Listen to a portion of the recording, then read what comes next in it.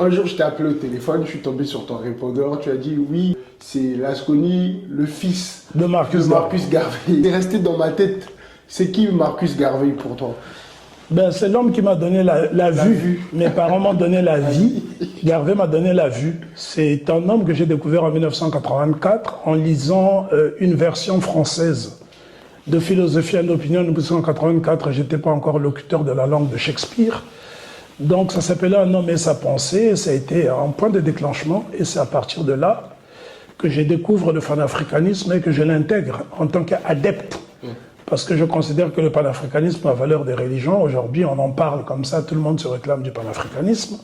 Mais le panafricanisme, c'est avant tout un objectif, un projet pour lequel des hommes et des femmes se sont sacrifiés. Les Anténor Firmin, les Benito Silva, les William Edouard Burgard Dubois, les Marcus Garvey, les Martin Delaney et bien d'autres, les Nkrumah.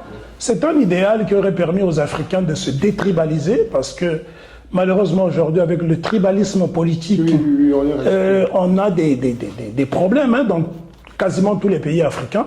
Il n'y a pas un seul pays qui est à l'abri de ce phénomène.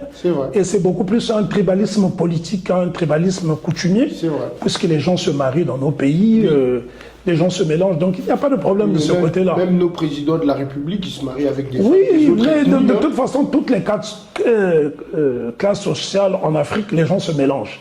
L'endogamie, ce n'est pas quelque chose de très fort, à quelques exceptions près. Et même les peuples endogames, il arrive, vous savez, le cœur ne choisit pas. Le cœur, quand quelqu'un aime quelqu'un, que ce soit un homme ou une femme, voilà, on fait fi de son origine. Donc, même l'endogamie est un principe qui peut être facilement balayé. Et donc...